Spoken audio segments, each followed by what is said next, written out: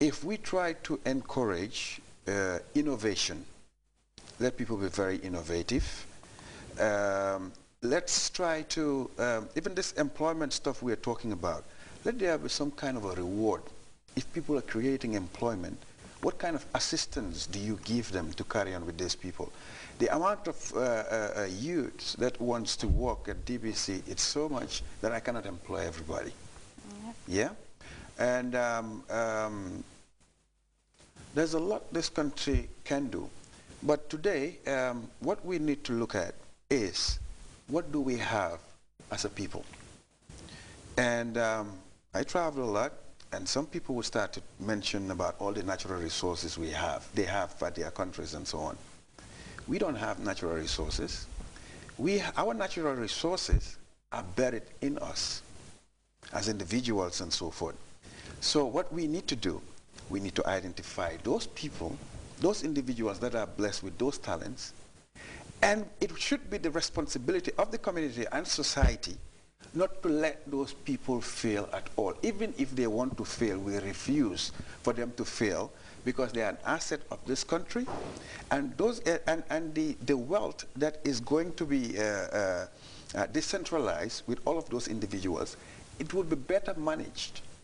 It would be better managed in those little quarters, and we will grow even faster as a country.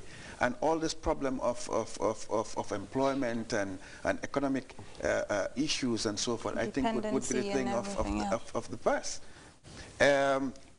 Army, we need an army of entrepreneurs. Right. That's what we need in this country, an army of entrepreneurs. And these are the people who are going to protect the economic integrity of this country. Let's start believing in these young people. Let's start identifying them. I've known this guy, he's an electrician, just to give you a story. And he did the wiring at the press. You should come to my office, you'll be surprised. He has never been to school.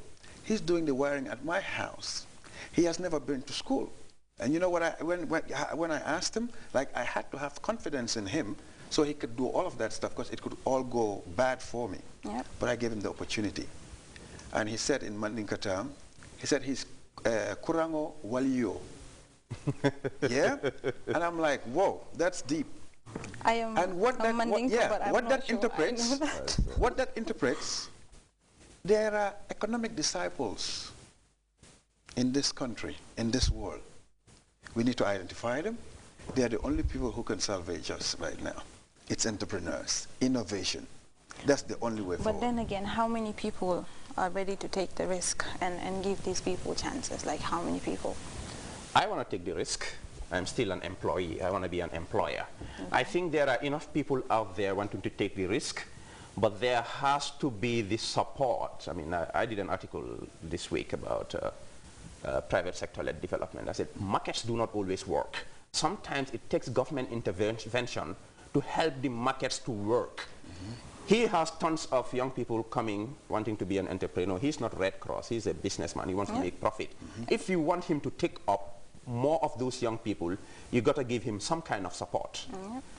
I know Papanjai of Unique had his apprenticeship program for mobile repair. The first batch went tremendously well. So we need to support him, we need to support Papanjai.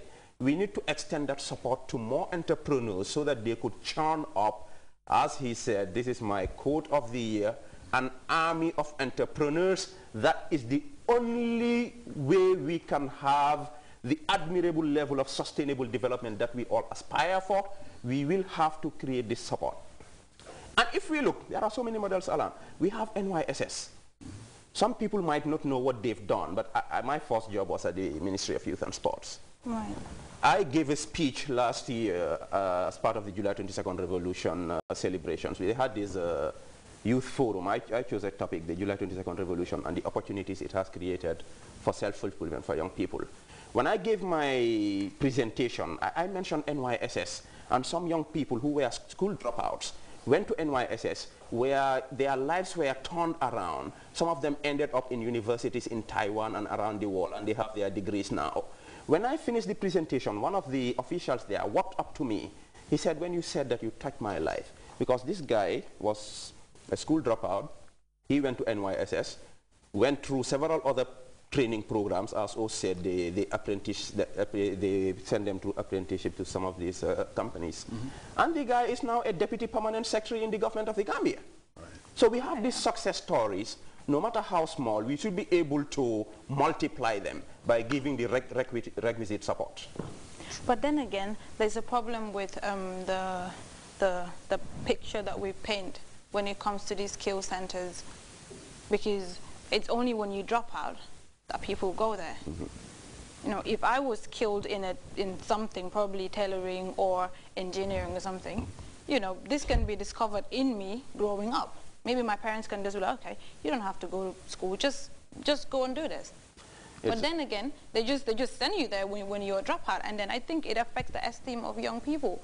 Their confidence as well is affected because they feel like, okay, somebody's going to Gambia High or Gambia Methodist Academy, and then I am going to NYSS or GGTI, and these things are problems. I think that's the notion we have to change.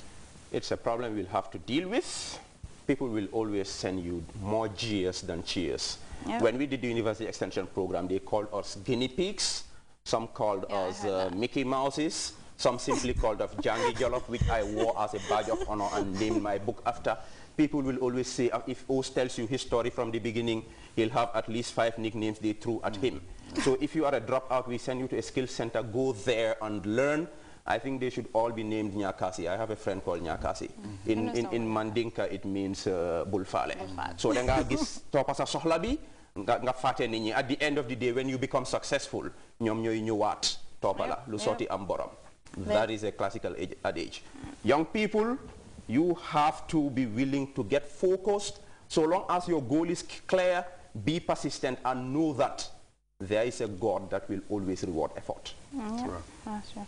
I was saying, I mean, your highest academic qualification is high school. High school. Yeah, that's the formal education.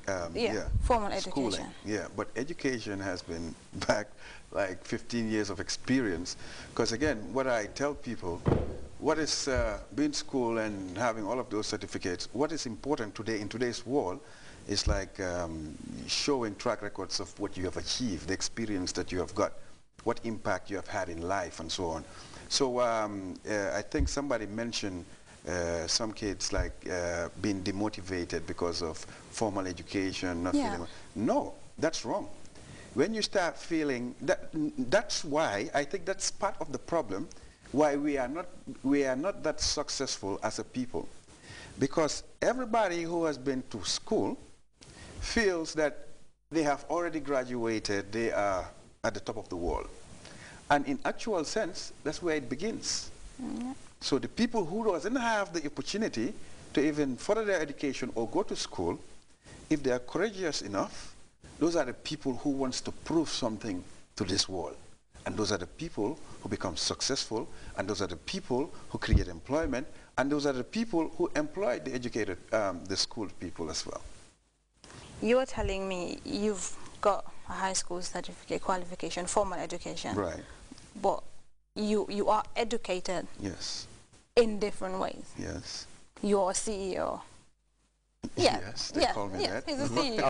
Absolutely. An employer. Yeah. And you're very young. Yeah. So the message you're sending to that person sitting out there is that he's not really incapable. He can do something out of his life. He can actually make something of himself, regardless. Right.